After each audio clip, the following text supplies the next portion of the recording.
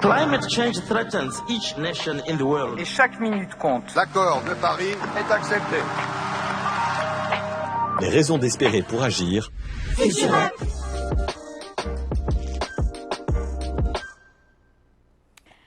Mesdames et messieurs, chers invités, bienvenue. Nous sommes ravis de vous accueillir dans ce cycle de webinaires Futurope qui a démarré depuis déjà quelques jours. À rebours des discours alarmistes qui peuvent entraîner de l'inertie, nous avons pris le parti, avec ce cycle Futurope, de vous démontrer qu'il existe de solides raisons d'espérer et de puissants moyens d'agir. Cet optimisme, je le rappelle, n'est pas un optimisme béat ou une utopie, c'est bien un optimisme de combat. Et en tant qu'entreprise à mission, en tant que consultant en stratégie, nous avons fait le choix, au cœur de notre mission, de faire de l'entreprise l'agent de cette lutte. Le thème du jour, dans ce cycle de webinaires, le thème du jour, c'est celui de l'industrie. Parce que oui, il y a la COP28 depuis semaine dernière, mais semaine dernière a aussi été la semaine de l'industrie, où on a eu d'ailleurs une magnifique annonce avec Novo Nordisk, l'industriel danois, qui a annoncé l'ouverture d'un site pour plus de 2 milliards d'euros d'investissement sur le sol français. Et cette industrie, pour nous, Kea, qui l'aimons, c'était important de prendre la parole et de démontrer qu'il y avait de quoi espérer sur un renouveau d'une industrie en France et surtout qu'il y avait des moyens de passer à l'action. Alors, cet espoir, ce n'est pas uniquement celui de Kea. C'est ça qui est intéressant. C'est aussi et surtout, c'est celui des Français. On a fait une étude l'an dernier sur quels pouvaient être les scénarios envisagés en 2040 et on a interrogé des Français avec notre partenaire, l'Institut de sondage Opinionway, pour leur demander effectivement quels étaient les scénarios qui leur paraissaient le plus probables et quels étaient les scénarios qui leur paraissaient le plus souhaitables. Et le scénario de la relance industrielle, c'est un scénario qui arrive en très très bonne position puisqu'il est à la fois pratiquement dans les 3 meilleurs scénarios en termes de souhaits et surtout c'est largement celui qui apparaît le plus probable.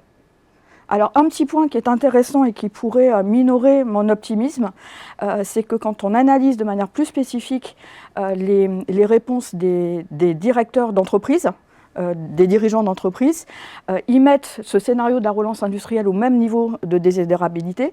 Par contre, ils minorent un tout petit peu la question de la probabilité, sans tomber non plus très très bas, mais comme si les dirigeants avaient conscience que cette question de la relance industrielle n'est pas si facile à opérer. Et derrière ce rêve d'une France industrielle forte en 2040, qu'est-ce qu'il y a ? Il y a dans l'imaginaire une somme d'usines réparties sur le territoire, plutôt petites. Il y a l'idée qu'elles soient connectées, complètement digitales, très modernes, surtout qu'elles soient complètement décarbonées et avec des pratiques de management autonomisantes, épanouissantes pour les équipes, bien sûr. Alors ce rêve, il correspond à quel bénéfice finalement dans l'attente? C'est premièrement une source de prospérité économique, la relance du PIB, la baisse de nos exports, de nos imports, pardon, surtout, une source de prospérité sociale avec une croissance du nombre d'emplois, une contribution très forte à la transition environnementale. Je vous repartage juste ce chiffre. L'industrie représente 18% de l'émission des gaz à effet de serre et elle est au cœur de la stratégie nationale bas carbone avec un objectif de moins 35% pour 2023, moins 80% d'ici 2050. Donc on voit bien c'est un enjeu crucial et ça correspond à un des sujets dont il faut s'emparer. Et puis c'est aussi un enjeu de souveraineté. Je pense qu'on l'a tous vécu dans les foyers après le Covid et la guerre en Ukraine, cette peur de manquer sur des matières de nos foyers, que ce soit le blé, la moutarde ou les papiers hygiéniques. Mais on voit bien les industriels, pendant toute cette période-là, ont vécu et ont pris conscience de leur dépendance par rapport à certains pays dont, j'allais dire, les contextes géopolitiques pourraient nous mettre en très forte tension et nous ont déjà mis en très forte tension. Alors face à ça, face à ce rêve, est-ce que c'est une réalité? Moi je pense qu'on est d'ores et déjà sur des premiers pas qui viennent démontrer que cet espoir, il est absolument crédible et qu'on est en train d'avancer.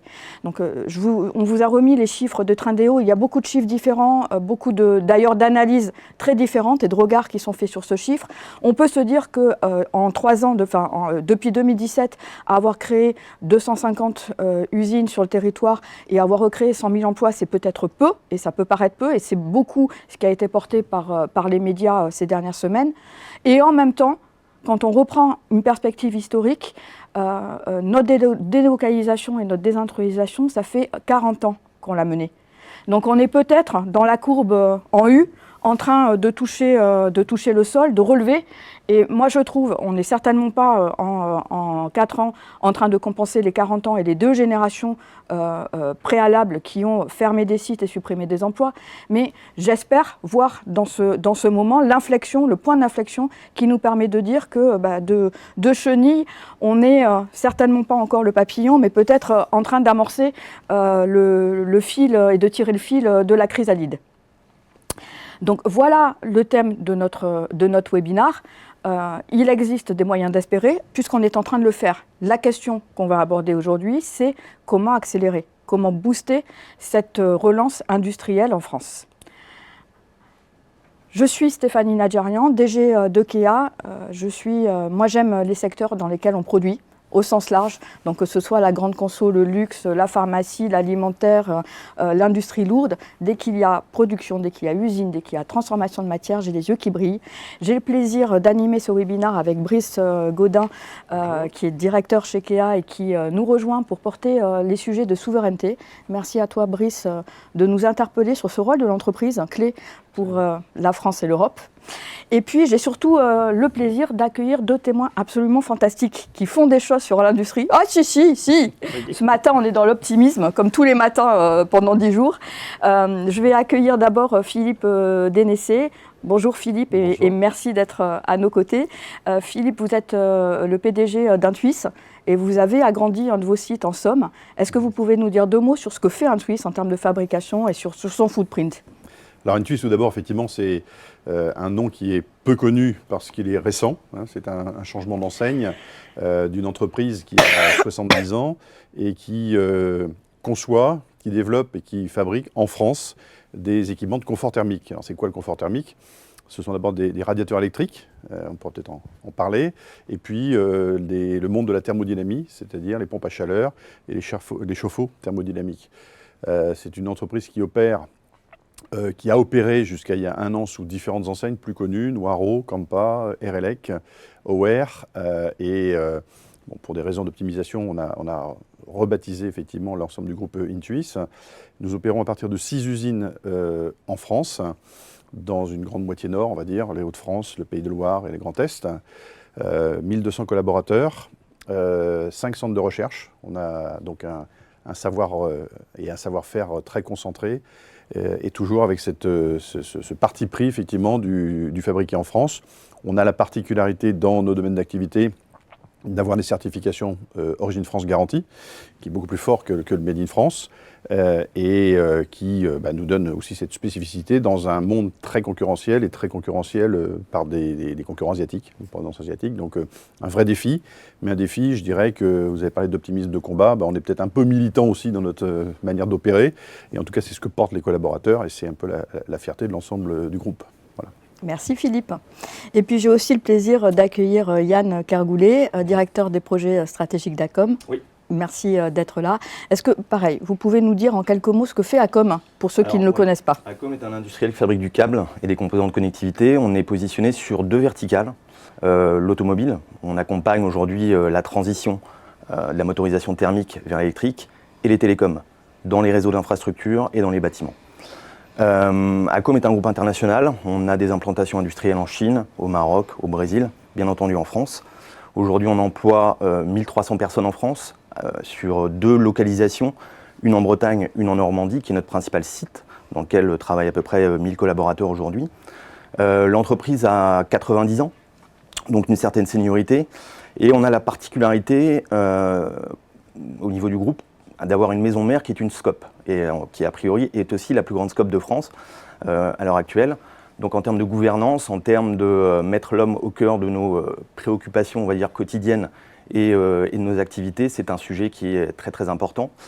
Et effectivement, nous aussi, on est confrontés aux mêmes problématiques qu'un Suisse, à savoir une concurrence asiatique, une concurrence qui est assez difficile, assez délicate sur la plupart de nos secteurs.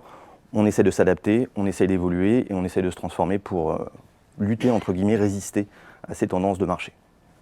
Donc, ce qui est intéressant aussi au travers de ces deux témoignages, on voit deux fabricants, de vrais fabricants industriels, pas de doute sur le secteur dans lequel on est, deux positions qui sont soumises à des enjeux de compétitivité et de concurrence forte sur l'international, deux positions sur la chaîne de valeur un peu différentes, un fabricant et un équipementier, si vous me permettez l'expression, et puis quelque part une logique industrielle, une logique de footprint différente, une production répartie sur 6 sites, tous en France, pour produire pour la France et pour l'export, une logique de plaques, de production un peu répartie sur des plaques continentales, mais néanmoins avec des investissements forts sur les industries en France, puisque ce site de 1000 personnes, il a été agrandi. Aujourd'hui, on a 2000 collaborateurs à l'échelle du groupe. On a la moitié des collaborateurs sur un site multi-usine dans la Manche. Donc effectivement, on a vraiment, on va dire, et on continue à investir assez fortement pour continuer à développer ce site. Donc, ça montre que c'est possible, et ils sont plus de deux à investir sur leur outil industriel français. Et pour étayer en quoi c'est possible à condition de, comme d'habitude, à condition de quoi? Pour nous, c'est globalement changer de boussole. Et ce changement de boussole, on vous propose de le suivre sur finalement 4 thèmes qu'on va ouvrir une par une avec nos deux témoins. Le thème de la compétitivité, le thème de, au-delà de l'usine, sa chaîne de valeur, celui du capital humain. Je pense que ça sera un des sujets clés sur lequel tous les deux, vous nous avez dit qu'il y avait moult choses à travailler. Et puis celui de l'entreprise au sein de sa région et plus globalement de son écosystème. Pour vous qui nous écoutez, n'hésitez pas, si vous avez des questions, indiquez-les dans le chat de la conversation. On est en train de les récupérer et puis on prendra du temps en fin de session pour en répondre au maximum. On y va. Allez, on y va. On démarre par le premier thème, le thème de la compétitivité. Forcément, j'allais dire premier thème, parce que cette délocalisation depuis 40 ans que notre territoire a vécu, elle s'est faite sous l'aune d'un indicateur qui est un fait, qui est que le coût de revient industriel en France était plus élevé que le coût de revient, notamment en Chine. Alors même si l'inflation des salaires en Chine a galopé et que les équilibres sont en train de se refaire, néanmoins il y a d'autres pays que la Chine qui elles-mêmes sont sous-traitants de la Chine. Et donc ce coût de revient industriel, ce PRI, comme on dit, il reste plus élevé en France. Suivant les secteurs, on peut regarder quand même qu'il y a souvent des écarts à minima de 15%. Donc si on arrive à le faire, si vous arrivez à le faire, c'est bien que la compétitivité, il faut la regarder de manière plus large. Et qu'on peut regarder au-delà de la focalisation pure et dure de son coût de revient industriel. 3 types de compétitivité. La compétitivité des marchés avec l'actuation de la valorisation du Made in France. Je pense que l'exemple, avant d'aborder celui d'un Suisse sur lequel vous reviendrez, Philippe, c'est, juste pour démarrer ce matin en pleine forme, c'est le slip français, une marque qui a été créée sur le territoire français. Non mais je trouve que c'est intéressant et qui a trouvé son marché pour acheter des slips et des chaussettes potentiellement un peu plus chers, mais sous prétexte, sous la très bonne raison qu'ils sont produits en France. La compétitivité marché, c'est pas que le Made in France, c'est aussi la capacité à être près de ses clients, à être réactif, à être agile, à diminuer ses stocks, à produire en just-in-time, à être capable finalement d'améliorer, de compenser par du service son coût de revient industriel. C'est le cas d'Imerys qui met sur la table plus d'1 milliard pour ouvrir une mine de lithium pour être capable d'être proche dans la région du Nord des usines de voitures électriques. Donc on voit bien, ça a un avantage compétitif majeur. C'est la compétitivité de l'innovation. La compétitivité de l'innovation, on voit en ce moment une French Fab qui est foisonnante. On voit plus de 2000 startups qui sont en train de lancer, certaines qui lèvent des fonds. Et on peut dire que ce ne sont plus des startups industrielles. Quand Vercor lève des fonds et ouvre une gigafactory en un temps record, je pense qu'on a dépassé le stade de la tap-top. Et on voit bien que la France est un lieu d'innovation qui peut être très très fort. Et vous avez des centres de R&D sur la France. Et puis, c'est aussi une compétitivité carbone sur laquelle on peut miser. Et moi, pour exemple, je vous donnerai peut-être deux choses, deux industries lourdes. Je trouve que c'est absolument emblématique. ArcelorMittal qui va fermer ces 3 hauts fourneaux à charbon dans le nord de la France pour les transformer en fours électriques d'ici 2027 et produire de l'acier vert. Et puis, c'est l'exemple de Saint-Gobain, côté Isover, qui, semaine dernière, a été capable de faire du verre absolument du verre vert. Absolument zéro carbone, avec du 100% de verre recyclé et de l'énergie verte. Donc cette industrie verte, décarbonée, innovante et compétitive, elle existe en France. Est-ce que Philippe, vous pouvez nous raconter comment vous le jouez sur un Suisse ? C'est vrai que vous l'avez dit, c'est vrai que l'industrie aujourd'hui redevient complètement à la mode et puis on en parle beaucoup, on la veut verte, on la veut souveraine et puis finalement on est encore très balbutiant quand on voit le poids du PIB par rapport aux autres pays européens, c'est vrai que c'est une gageure, mais c'est une belle tendance.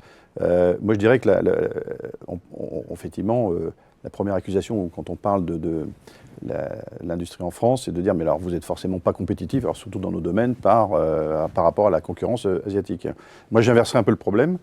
Nos premiers succès dans les produits qui sont les nôtres, ça a été sur les pays asiatiques justement. C'est-à-dire qu'on a eu de vrais beaux succès au Japon, en Chine, dans des pays qui sont précisément ceux qui sont les fabricants de nos produits.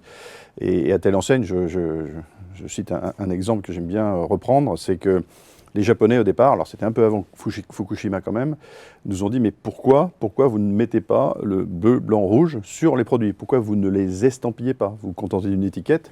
Nous, on voudrait pouvoir vendre le savoir-faire français et donc mettez-le vraiment dans vos produits. C'est un premier exemple qui montre que le savoir-faire français, il est reconnu. Il est vraiment reconnu, je dirais, planétairement. Et c'est plutôt nous qui avons peut-être tendance aussi à nous flageller un peu sur ces questions-là, alors qu'on a de quoi être très fiers de ce qu'on est capable de faire. Et le deuxième exemple qui, pour moi, est assez emblématique, c'est ce qui se passe dans la GSB. La GSB, c'est le cœur de ce qui se produit aussi dans l'achat français. On a encore beaucoup une mentalité de capitaliste de consommation en France. Et donc, c'est un test, un bon testeur.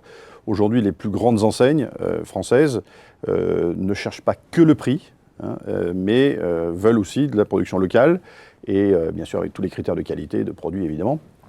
Mais c'est assez emblématique et ça veut dire que spécifiquement, ils privilégient effectivement la fabrication locale, française, etc. Donc c'est deux indicateurs qui montrent que d'abord, effectivement, il faut être fier de ce qu'on est capable de réaliser sur le marché.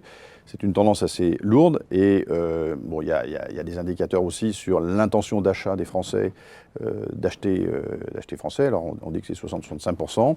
Le passage à l'acte, on passe déjà à la moitié, mais toujours pour des mauvaises raisons, c'est-à-dire qu'il y a la question d'affichage du prix qui est très importante et il y a moins de raisonnement sur le coût total de production. Or, quand on voit effectivement ce qu'est la vie d'un produit, sa recyclabilité, sa réparabilité, son entretien, on voit que la réalité, c'est qu'on est en réalité très compétitif.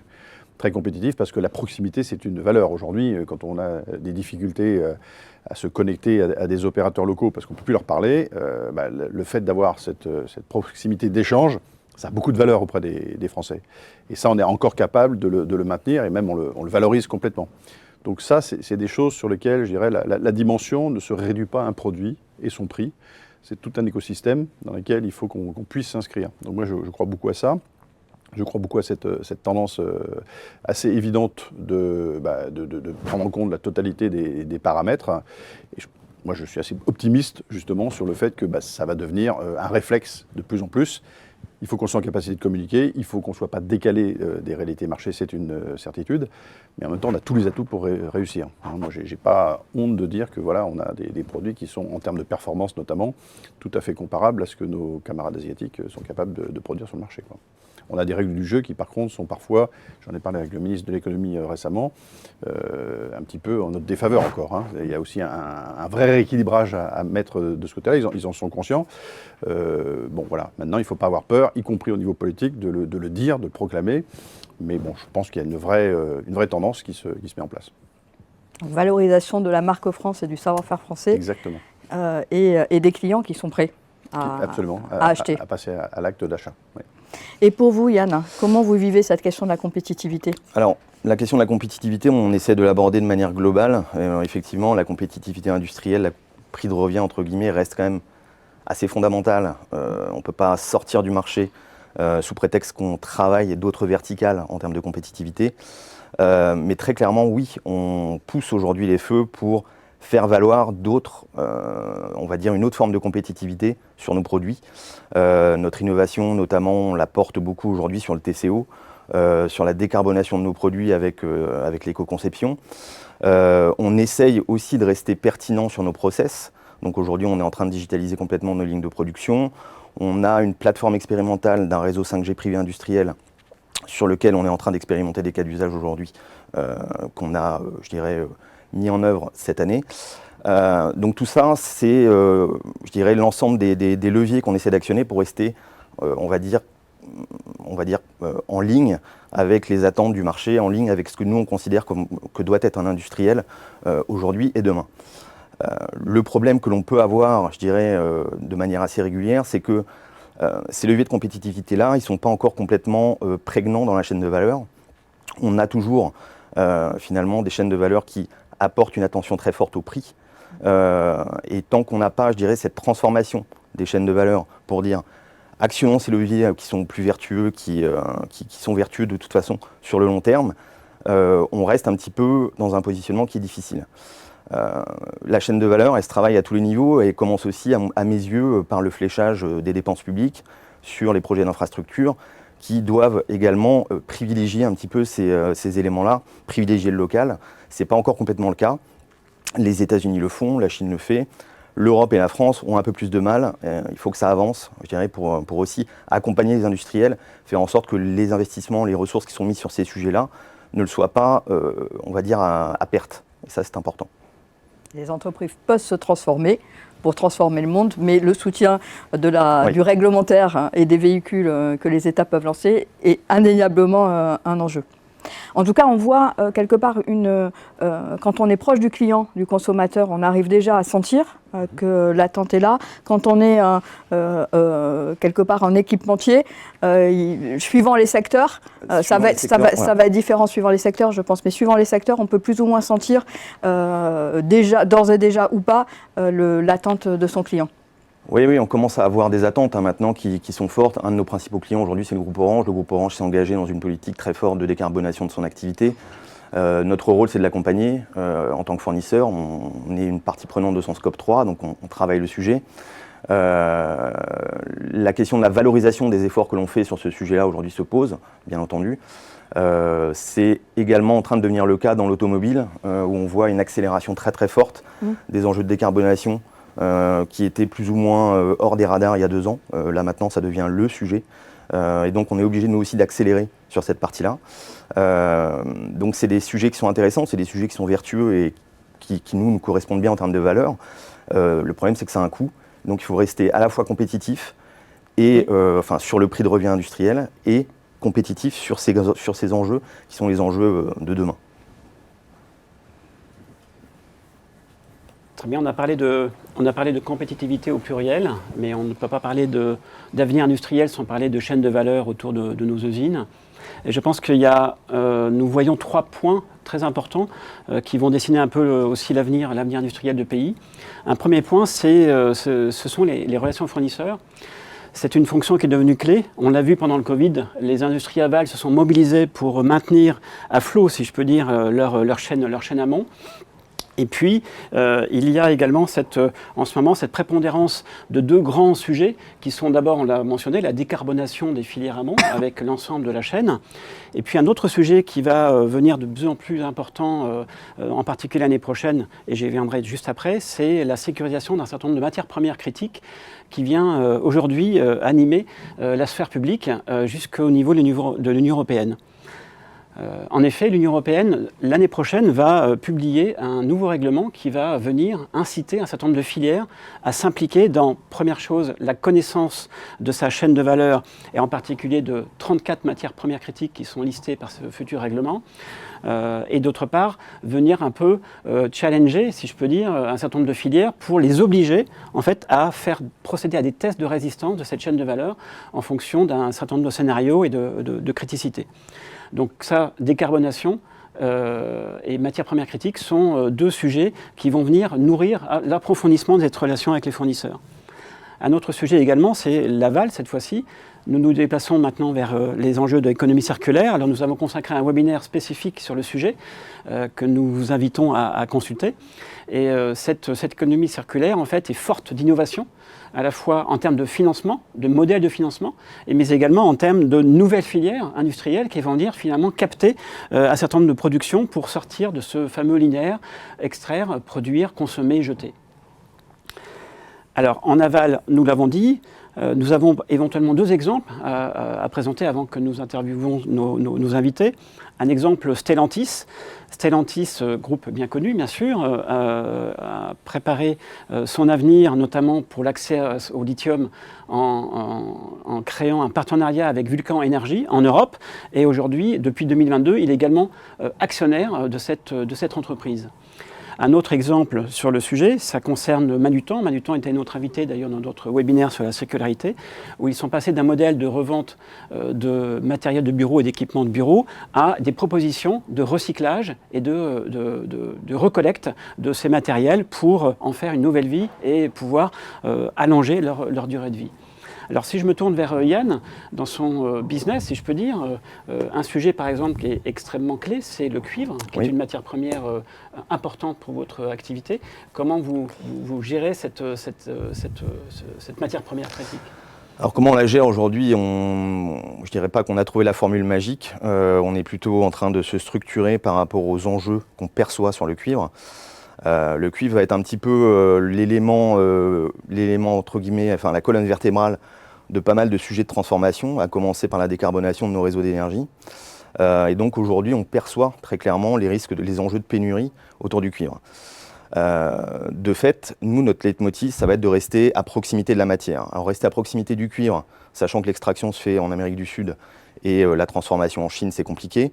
Par contre, on peut créer de la proximité avec des filières d'approvisionnement de cuivre recyclé.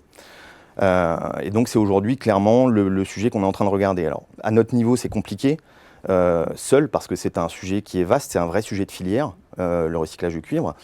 Donc on est en train de regarder comment nous et où on peut se positionner dans cette filière, où on peut amener de la valeur sur le sujet. Il faut avoir en tête qu'aujourd'hui en France on exporte à peu près 200 000 tonnes de déchets de cuivre chaque année qui vont être processés soit en Europe de l'Est ou soit hors de l'Europe. C'est un gisement qui est colossal pour les industriels français et auquel vient s'ajouter aussi le potentiel des mines souterraines qui aujourd'hui n'est pas exploité du tout en France. Nous, notre idée, c'est vraiment de se dire il faut que la France, de manière globale, accélère sur cette filière du recyclage. C'est un vrai enjeu et c'est un vrai terrain de réindustrialisation également parce que c'est une filière qui doit être une filière un peu d'excellence. C'est-à-dire que la qualité des matériaux et la qualité de la filière de recyclage, elle commence dès la collecte. Une bonne collecte, un bon traitement des déchets dès la collecte permet d'assurer que derrière, au niveau des process de recyclage, etc., on va avoir des productivités qui vont permettre à ces produits recyclés d'être compétitifs par rapport, on va dire, aux produits extraits classiques. Sur le cuivre, on n'a pas trop d'inquiétude sur le fait qu'à un moment donné, les cours de cuivre vont de toute façon rendre vertueuses les filières de recyclage. Néanmoins, ces filières de recyclage, aujourd'hui, il faut qu'à l'échelle française, elles montent en capacité. Voilà, comme j'ai dit, les 200 000 tonnes qu'on exporte, c'est autant de matière finalement qu'on pourrait avoir à portée de main pour les industriels français qui transforment du cuivre, qui aujourd'hui disparaissent un petit peu du circuit. Le cuivre en plus a l'avantage d'être une matière qui est, on va dire, totalement recyclable et recyclable à l'infini. Donc ça, c'est plutôt quelque chose de positif. On peut mettre en place une vraie circularité sur ce matériau. Et donc aujourd'hui, nous, on cherche notre place et on regarde comment Accom peut amener de la valeur dans cette filière de recyclage, où on doit se positionner, où on est pertinent. Mais très concrètement, le sujet est un sujet vaste et il est nécessaire qu'on accélère dans la structuration de cette filière cuivre en France. Il y a des initiatives en cours. Il faudra aussi à un moment donné se poser la question de comment les pouvoirs publics peuvent accompagner une accélération, ou en tout cas la constitution d'une filière réellement efficace au service de l'industrie française qui transforme du cuivre aujourd'hui, puisque c'est un vrai sujet, c'est un vrai enjeu. À horizon 2027, le risque de pénurie du cuivre, il est de plus en plus avéré, de plus en plus visible à l'échelle mondiale. Très bien. Merci beaucoup Yann. Alors je me tourne vers Philippe. Intuis source principalement en France. Alors comment vous générez cette démarche vertueuse vis-à-vis de vos fournisseurs ?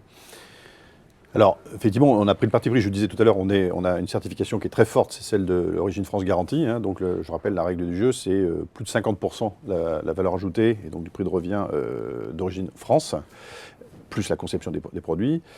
Pour nous, en moyenne, les produits sont de l'ordre de 70%, hein, donc de provenance française. Donc c'est effectivement une volonté, j'utilise parfois le terme militant, mais c'est surtout en tout cas une volonté de faire travailler vraiment l'industrie locale sur des sujets qui nous sont proches de réalités type l'acier, le polyuréthane et aussi les composants électroniques. Alors là, la limite elle est là. C'est-à-dire que les composants électroniques, ils viennent plutôt d'Asie. Hein. Donc la pénurie, on l'a connue notamment au sortir de la crise Covid, par exemple. Donc ça, c'était un vrai moment de tension. Mais au-delà de ça, on privilégie effectivement ces circuits courts d'approvisionnement local. Et c'est possible, ça existe. Ça, même, on parlait d'Arcelor tout à l'heure, ça fait partie de nos fournisseurs locaux. C'est une manière d'opérer avec laquelle on est extrêmement à l'aise, parce que les réalités existent, et on est aussi capable, par rapport au volume qu'on opère, de s'en sortir assez bien dans nos prix de revient.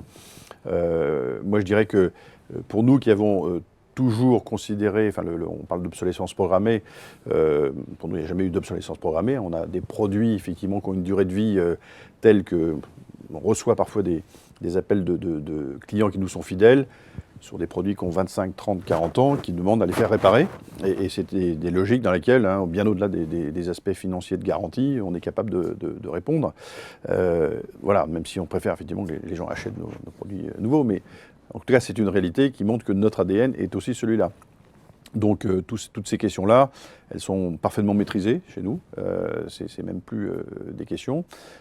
Aujourd'hui, je dirais qu'il y a, pour rebondir sur ce que disait Yann, il y a malheureusement des filières sur lesquelles on n'a pas de réalité française. Je pense pour nous essentiellement au compresseur. Le compresseur, c'est le moteur d'une pompe à chaleur.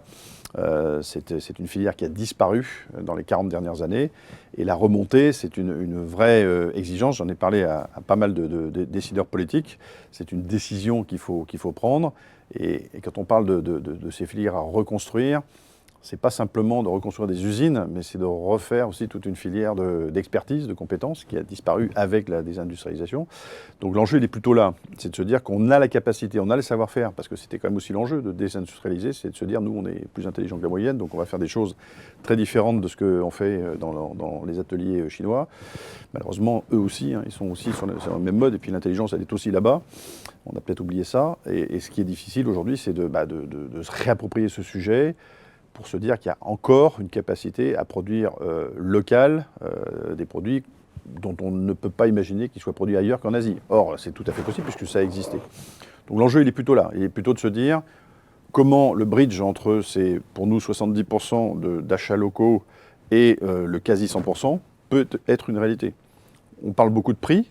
Maintenant, je pense qu'il y a une composante qui va devenir essentielle dans un prix de revient, c'est l'impact carbone.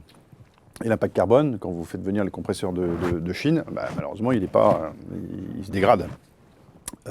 Et notre enjeu, notre envie, nous, c'est effectivement de forcer un petit peu à ce qu'il y ait dans cette industrie effectivement une réalité locale, encore une fois des produits qu'on associe parfaitement ou systématiquement plutôt à une fabrication asiatique. Donc voilà, l'enjeu il est là. Encore une fois, il y a toutes les garanties qu'on est capable encore une fois de s'approvisionner localement, avec des relations de long terme qu'on a avec nos fournisseurs. Il y a encore des sujets sur lesquels il y a à bâtir et à construire. Et c'est tout à fait possible. C'est tout à fait possible. Et je pense qu'encore une fois, les tendances naturelles dans lesquelles on est vont nous conduire à ça. Après, il y a un moment donné, il y a une décision politique à prendre, c'est sûr. il y a des aides nécessaires, de l'accompagnement. Hein. Les aides ne sont pas forcément financières, c'est plus de l'accompagnement qui est nécessaire. Et on a parlé tout à l'heure de la commande publique. Moi, il y a des enjeux qui m'étonnent parfois. Quand on parle des règles du jeu européennes notamment, c'est souvent la limite et un peu la crispation qu'on a avec nos politiques de dire oui mais il y a des règles européennes et on ne peut pas faire tout ce qu'on veut. En réalité si, puisque la commande publique fléchée vers les entreprises locales, il faut savoir que c'est 25% de la commande publique qui est fléchée vers des entreprises françaises en France et 80% en Allemagne. Et à preuve, enfin, à moins qu'on nous dise le contraire, on a les mêmes règles du jeu que les Allemands, donc voilà, c'est plus une question de volonté en fait. Donc des règles du jeu et puis des nouvelles filières potentielles sur lesquelles je pense qu'il y a beaucoup de travail à faire. Je pense que Philippe a préparé ma transition au troisième sujet, parce qu'on voit bien, merci Philippe, hein, il connaît le déroulé néanmoins, ne nous montons pas. En fait, on voit bien, jusqu'à présent, on a parlé de l'usine, on a parlé de la matière qui allait être transformée, de la filière matière, mais en fait, il y en a une autre qui apparaît être au cœur en fait, hein, de l'enjeu, et c'est peut-être la première bataille des industriels, qui est celle du capital humain et des métiers. Moi, je vous donne une anecdote. Alors, semaine dernière, j'étais avec un DG d'une entreprise qui m'a demandé de ne pas citer son nom, mais néanmoins, il m'a avoué que le BP qu'il était en train de faire et son budget pour 2024, il ne le capait pas au vu de son potentiel chiffre d'affaires, il ne le capait pas au vu de la capacité de son outil industriel, il était en train de le caper au vu de sa capacité de recruter. Donc on est dans un moment de changement de paradigme. Peut-être que son cas à lui est particulièrement extrême, mais quand on regarde, il y a, dans une étude, il y a 75% des industriels qui déclarent être quelque part en difficulté, en obstacle par rapport au recrutement de leurs compétences clés. C'est un enjeu qui est majeur. Hein. La FFI annonce plus de 1,5 million d'emplois qui ont besoin d'être créés d'ici 2030. Donc il y a besoin d'industrialiser, de créer une machine en fait à recrutement et en attractivité pour les entreprises. Avec une filière métier qui s'est petit à petit déstructuré, hein, en miroir de nos délocalisations de l'industrie. Les filières métiers et le système éducatif et de formation, c'est complètement en amont. C'est lui aussi a complètement diminué. Donc un sujet pour les entreprises et un sujet pour notre système éducatif, que ça soit pour les écoles d'ingénieurs dont 50% des ingénieurs s'évaporent au-delà des métiers purement industriels. Alors certains vont dans le conseil insuffisamment chez Kea, je vous le rappelle, hein, chers étudiants, mais néanmoins, voilà, quand on est ingénieur, on aime l'industrie, j'espère tous, et contribuer, quel que soit le métier, sur la filière de l'industrie, je pense que c'est un beau sujet. C'est toutes les actions aussi pour qu'il y en ait des femmes qui s'investissent dans le métier des ingénieurs ou techniciens, et les écoles elles-mêmes sont en train de faire beaucoup d'actions auprès du primaire et du secondaire pour enclencher des vocations. Voilà, donc premier enjeu. Deuxième enjeu, c'est celui, une fois qu'on a été attiré dans une entreprise, c'est celui du développement des compétences. Je me permets de rappeler une étude qui a été faite il y a déjà 3-4 ans par HBR. On a vécu dans un monde sur lequel 80% de la formation était faite avant de rentrer dans la vie active. L'entreprise n'ayant plus qu'à faire 20% dans les 40 années ou plus de vie professionnelle. On est dans un monde qui a complètement bougé, hein, au vu des nouvelles compétences nécessaires dans le secteur industriel et particulièrement demandeur. RSE, digital, data, maintenant IAGEN, les nouvelles compétences de chimie, de thermodynamique, de tout ce qu'on veut pour produire, pour concevoir et produire. Ces nouvelles compétences, désormais, il va falloir que les entreprises apportent 80% de ce temps de formation pendant la vie professionnelle. Donc on voit bien que désormais, le rôle clé que l'entreprise a à accompagner ces transitions et à former ses collaborateurs. Et puis le dernier point, je me permets peut-être d'être un peu décalé, je pense que c'est des choses qui sont moins dites, mais c'est l'impérieuse nécessité de parier en fait sur les seniors. On n'est pas encore suffisamment conscient, mais d'ici 2030, 30% de notre population active aura plus de 50 ans.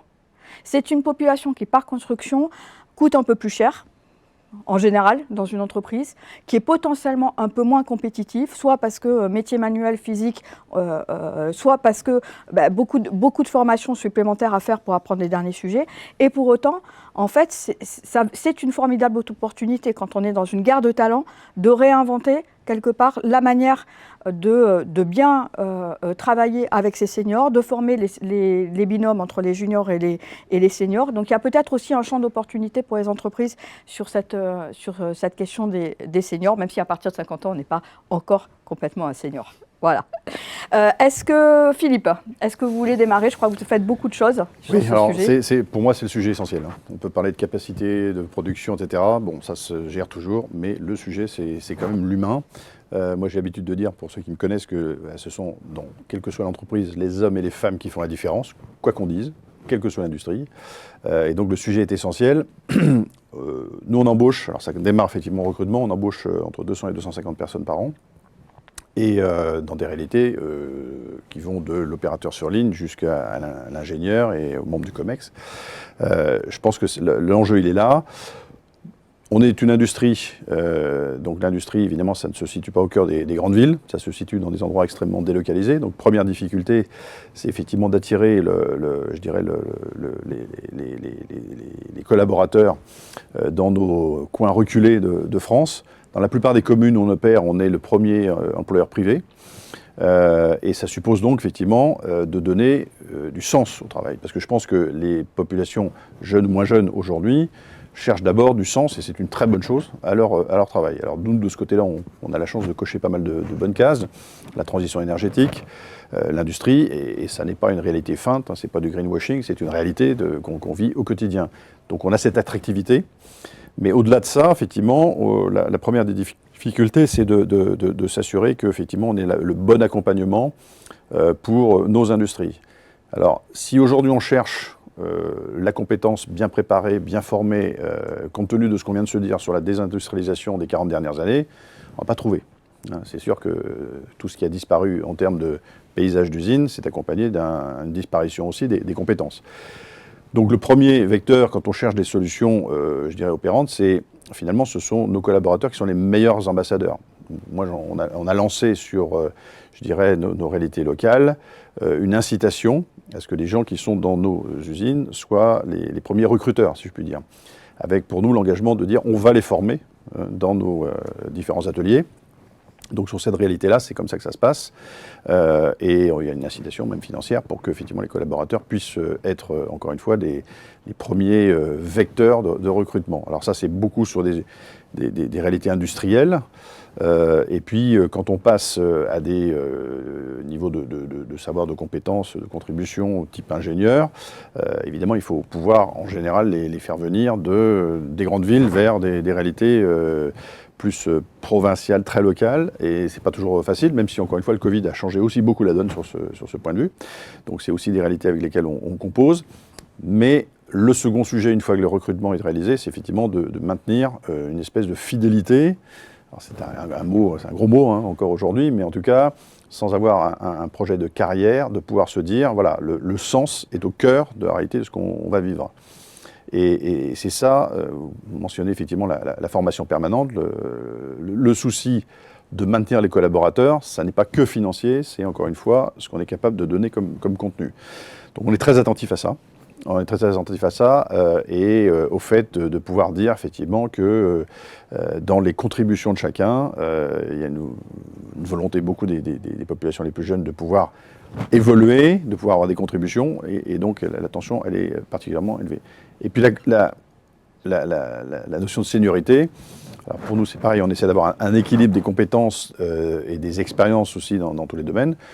Moi, je prends toujours l'exemple de ma directrice juridique que j'ai embauchée, qui avait 60 ans, qui avait une appétence pour venir rejoindre un projet venant de grands groupes, avec des réalités où elle a dû passer du management de 20 à 30 personnes à une réalité où elle était toute seule, quoi. Et donc, il y a aussi, effectivement, la volonté de donner du sens à sa carrière, qui fait que, enfin, moi, encore une fois, je trouve que l'expérience, c'est une valeur qu'il faut aussi mettre en avant, dans le sens qu'on recherche à donner à une entreprise.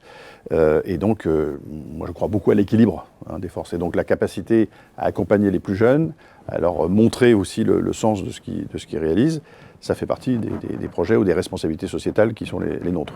Voilà, donc j'ai essayé de résumer un petit peu la réalité de ce qu'on a, mais c'est vrai que entre l'entrée dans l'entreprise, créer l'attractivité par l'expérience, avoir des ambassadeurs qui sont nos propres collaborateurs, pour moi c'est le meilleur cabinet de recrutement.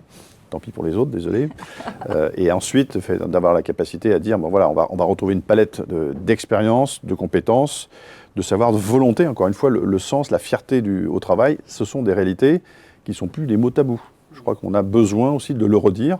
Nous, on a deux mantras sur cette dimension sociale, c'est de dire on est fier de ce qu'on fait et on a le sens des responsabilités aussi dans ce qu'on réalise. C'est des valeurs, encore une fois, qui, je pense, ont de l'avenir. Ce n'est pas juste des dimensions financières qu'il faut... alors, il faut bien sûr être en adéquation, c'est comme un prix de revient, mais au-delà de ça, il y a besoin de donner vraiment beaucoup de sens et de visibilité sur ce qu'on est capable de produire. Et surtout pas du greenwashing, surtout pas de l'industrie verte façon repeindre en fait un peu la planète. C'est pas ça que les gens cherchent, c'est vraiment du contenu, de la réalité tangible. Merci pour ce message plein d'espoir et de sens pour le métier industriel. Et vous, Yann, qu'est-ce que fait ACOM sur ce vaste sujet? On est un peu dans la même logique qu'Intuit sur le sujet, c'est-à-dire que le sens qu'on donne finalement à ce à quoi on veut contribuer en tant qu'industriel, aujourd'hui on considère que c'est un élément clé dans, on va dire, la captation et surtout la rétention des talents chez nous. Donc on essaye d'être très proactif dans la communication sur nos grands axes stratégiques, très communicant sur la contribution que ACOM peut avoir en tant qu'industriel. Aujourd'hui, on accompagne la transition énergétique de l'industrie automobile. On a accompagné, parce que c'est en train de se terminer, la connexion, enfin on va dire la construction des réseaux très haut débit en France, puisque globalement, on va dire que 40% des foyers connectés en France au très haut débit à la fibre ont de la fibre ACOM chez eux ou avant leur domicile pour leur permettre d'avoir ce très haut débit. Donc ça, c'est des missions qui ont du sens et dans lesquelles on essaye de projeter les collaborateurs. On a un autre point aussi qui est important, c'est qu'effectivement notre statut de scope nous aide un petit peu, on va dire, également à donner du sens à tout cela. Aujourd'hui, chaque salarié chez ACOM est à la fois salarié et actionnaire de l'entreprise. Ça fait partie du parcours et on a des règles de gouvernance au niveau de nos assemblées générales qui font qu'aujourd'hui chez ACOM, c'est un homme ou une femme égale une voix lors de l'AG. Peu importe que vous ayez une seule part sociale ou 150. Notre conseil d'administration est composé uniquement de collaborateurs ACOM. Donc on a vraiment, je dirais quelque part aussi, cette fibre qui est inscrite dans notre ADN qui contribue un petit peu à créer du sens et à attirer des personnes qui veulent vivre une aventure où elles sont à la fois dans l'entrepreneuriat et dans le salariat. Malgré tout, ça n'empêche pas les difficultés de fond qui ont été mentionnées, c'est-à-dire qu'aujourd'hui, il y a une vraie raréfaction des talents, que ce soit dans l'ingénierie, dans la technique. Il est impératif à un moment donné que les dispositifs de formation, que les filières d'ingénierie et de technique retrouvent un petit peu, on va dire, une vraie attractivité pour les jeunes. C'est aussi le job des industriels de rendre leur métier attractif. C'est aussi à nous de faire, je dirais, la transition entre l'imaginaire collectif avec l'usine à papa et les opérateurs qui arrivent le matin, le contremaître qui a le bâton. Enfin, il y a encore un imaginaire collectif autour de l'industrie qui est un peu daté, donc il faut le faire bouger. Et donc oui, très concrètement, les filières de formation vont avoir un impact très fort. Nous, on essaie de compenser aujourd'hui. Sur certains aspects, on a mis en place des programmes de formation interne, notamment sur les populations de techniciens.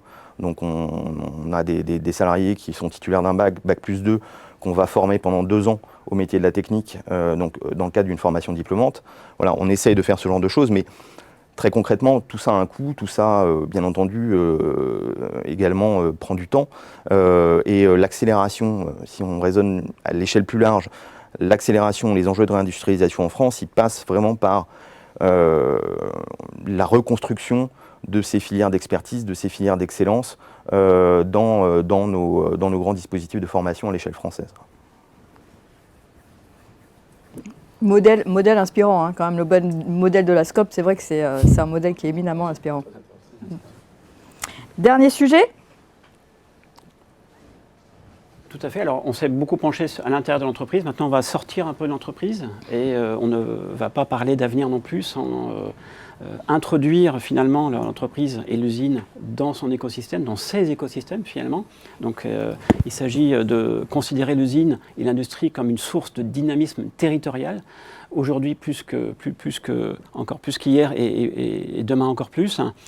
Et donc là, l'entreprise, en fait, on peut considérer que, et l'usine en particulier, va s'inscrire et va s'insérer dans les bassins de vie, mais aussi elle va être l'actrice de l'insertion de ses propres employés, finalement, dans les bassins de vie.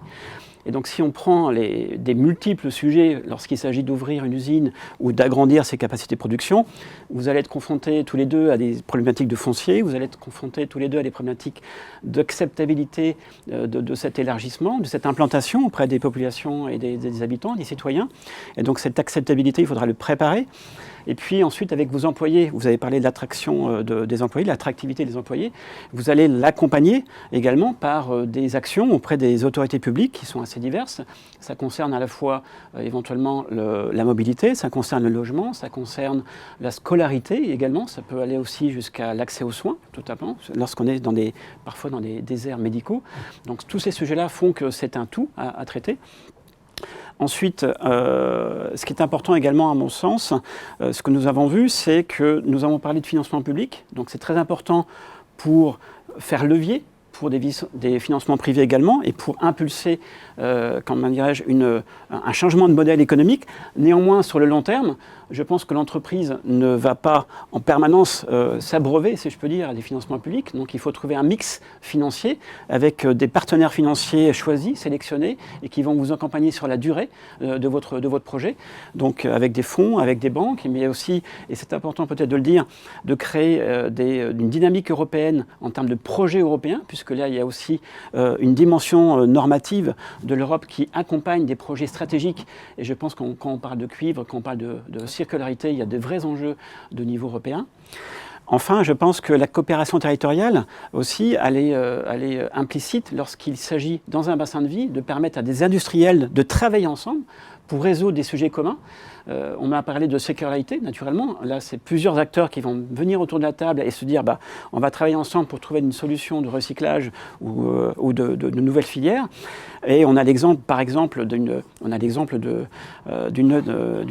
entreprise de taille intermédiaire qui s'appelle ACI Group, qui en fait a structuré son empreinte géographique sur le territoire français en 5 sites industriels, ce qui s'appelle les sites des territoires d'industrie, et dans lesquels en fait il faut optimiser par des centres de gravité leurs relations avec leurs fournisseurs et donc optimiser leur logistique et optimiser leur empreinte carbone. Donc cette approche est tout à fait innovante et très intéressante et on peut sortir du groupe pour aller ensuite vers des partenaires, d'autres partenaires. Un autre exemple, j'imagine, ce sont les gigafactories qui s'implantent autour des batteries dans le nord de la France. On imagine aisément tout ce que ça va impliquer pour emmener toute une équipe, si je peux dire, une équipe locale qui vont accompagner ces implantations. Alors si je me tourne vers Yann à nouveau, lorsqu'on parle d'écosystème, pour vous, effectivement, qu'est-ce que ça appelle de votre part en termes de stratégie ?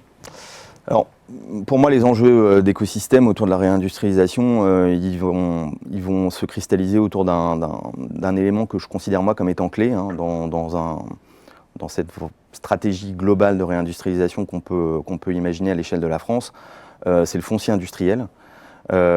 Aujourd'hui, le foncier industriel, pour moi, à mes yeux, ça va vraiment être l'élément qui va permettre ou empêcher finalement la réindustrialisation telle qu'on la souhaite à l'horizon 2040 en France.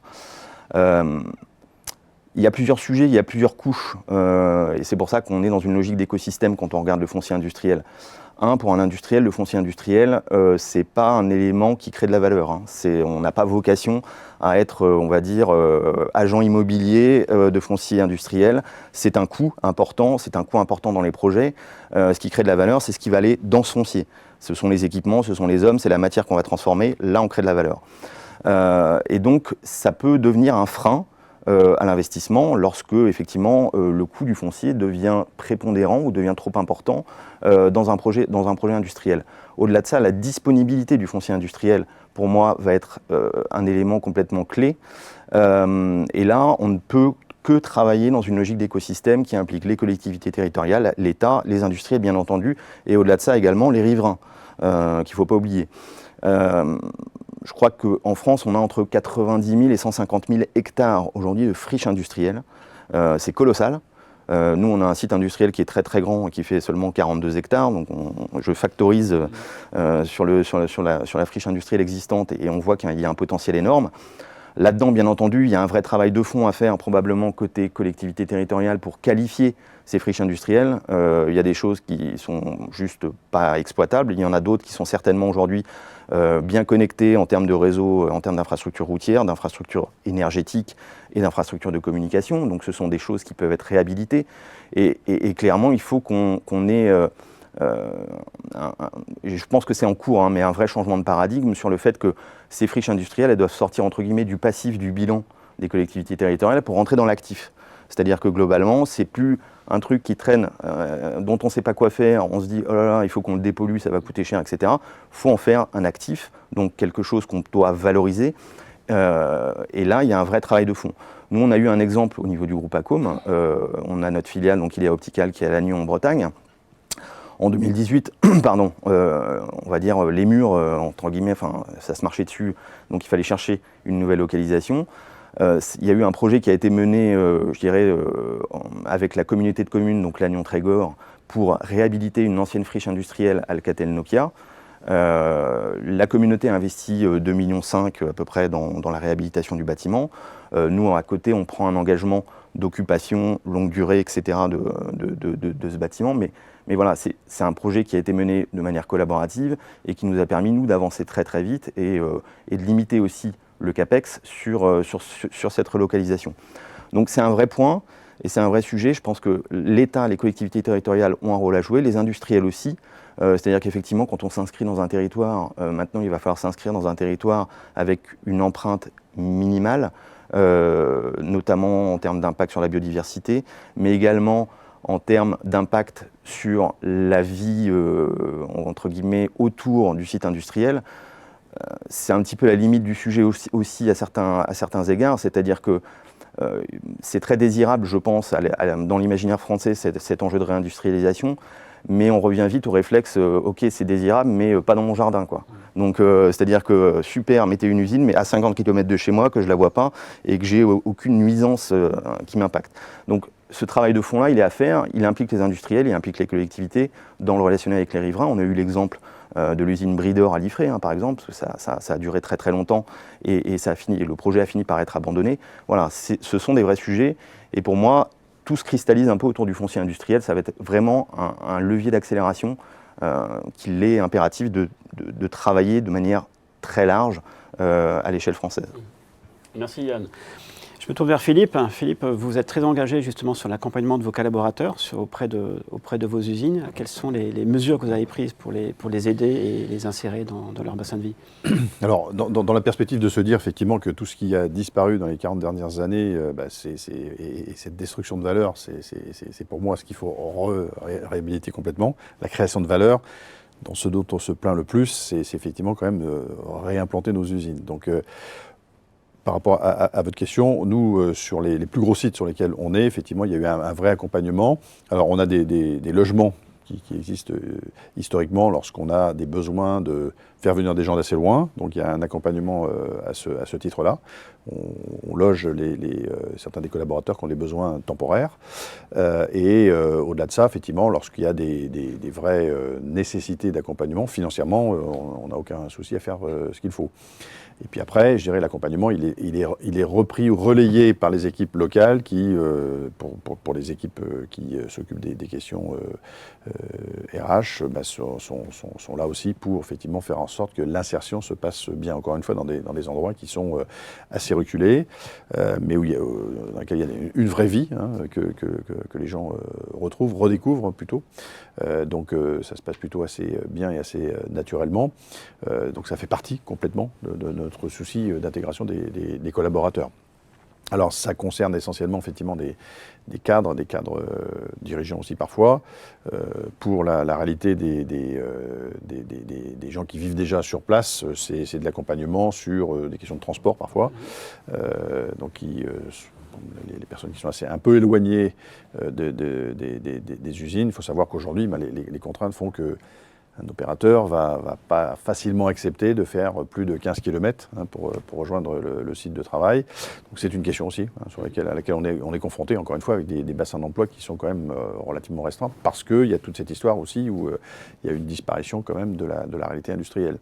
Donc voilà, c'est un vrai enjeu. Moi, je suis tout à fait d'accord avec ce qu'a dit Yann. C'est sur ces sujets-là qu'il faut absolument travailler. Il y a quelque chose à réinventer. Puisque, encore une fois, la création de valeur, on se plaint beaucoup de la désertification de nos campagnes. La France et le désert français, c'est encore une réalité. Paris et le désert français plutôt. Mais par contre, la réalité, il faut les réimplanter. Et l'industrie, c'est le premier vecteur de repopulation, je dirais, de ces campagnes. Merci Philippe. Alors, nous avons eu plusieurs questions. Je vais peut-être en poser une seule, très rapidement. Ouais. Si on devait tordre le cou à une légende urbaine sur l'industrie, qu'est-ce que vous souhaiteriez faire en fait? Quel serait votre message? Moi, je vais prendre un exemple qui m'est venu en tête tout à l'heure. On participe au salon du Made in France. Donc j'encourage tous ceux qui ont des doutes là-dessus à venir participer à ce salon. On avait mis en place des caméras visuelles qui représentent ce qu'est une industrie aujourd'hui. Et je me rappelle très bien, lors des derniers salons, des réflexions de particuliers qui voyaient ça, qui découvraient quelque chose, avec des enfants à côté, qui disaient « Ah mais c'est propre, ah mais c'est clair ». Voilà, il y a l'impression qu'effectivement cette image d'Épinal dont parlait Yann tout à l'heure, de l'industrie du 19e siècle, c'est encore cette réalité. C'est sale, c'est crasseux, non, pas du tout. C'est clair, c'est lumineux, c'est parfaitement propre. Donc l'industrie, c'est quelque chose qui n'est pas sale. Et on parle d'industrie verte aujourd'hui. Avoir une industrie une usine à côté de chez soi, c'est plutôt une source de valeur. C'est pas du tout le mal qui s'installe juste à côté, qui fait du bruit, etc. Tous ces sujets-là sont parfaitement adressés en termes de pollution externe, visuelle, atmosphérique et acoustique. C'est des choses qui sont parfaitement maîtrisées. Donc c'est au contraire un voisinage plutôt positif et plutôt agréable. Donc voilà ce qu'il faut tuer, je pense, comme première... Non, rien à ajouter, c'est ça. Si on veut vraiment faire évoluer, faire bouger les choses, je pense qu'il faut peut-être aussi, du côté des industriels, regarder à ouvrir un peu les portes, ou en tout cas trouver les moyens de les ouvrir, refaire prendre conscience effectivement au grand public ce qu'est la réalité d'une industrie aujourd'hui, d'une usine aujourd'hui, et qu'elle est complètement à rebours finalement effectivement de cette imagerie populaire qu'on peut avoir autour du sujet. C'est un point important. Et je pense que globalement, on parlait aussi tout à l'heure des talents, c'est aussi quelque chose qui peut réouvrir un petit peu l'esprit ou redonner de l'appétence à des générations plus jeunes autour de ces métiers de l'industrie. Très bien, je pense qu'on va pouvoir contribuer à cette nouvelle image. J'espère bien. Moi, j'ai eu beaucoup d'émotions et j'ai senti l'authenticité de la profondeur de vos démarches, en fait, sur lesquelles vous êtes engagés. Je suis très fière d'avoir été à vos côtés, donc je vous remercie infiniment, Philippe et Yann, pour avoir été avec nous. J'espère que vous aurez retenu que cette relance industrielle, elle est possible. Elle est déjà à l'œuvre. On est en train d'arrêter l'hémorragie qu'on a vécue pendant les 40 dernières années. On est en train de réinventer une industrie qui est verte, qui est propre pour ses écarts, de lui donner une image absolument incroyable. Les entreprises sont en train de se transformer pour transformer le monde. Elles ont besoin des collectivités, des régions et de l'État pour les aider et pour les accompagner, parce qu'on touche vite à des questions de filières métiers, de foncier, de bassins de collectivités, voilà. Mais c'est possible. Et derrière ça, je pense qu'on est en train de défendre une image de la France. Nous, chez Kea, on a plaisir à dire avoir des valeurs, c'est créer de la valeur pour ses parties prenantes. Avoir une industrie française qui est forte, c'est permettre à la France de faire rayonner ses valeurs et sa valeur. Donc allons-y. Je vous dis merci à tous. Rendez-vous demain pour le prochain webinaire sur la finance dans un monde d'économie souhaitable. Donc rendez-vous demain matin. Mais n'oubliez pas, la relance de l'industrie en France, c'est maintenant que ça démarre, c'est maintenant que ça se passe. Climate change threatens each nation in the world. Et chaque minute compte. L'accord de Paris est accepté. Des raisons d'espérer pour agir. FuturUp.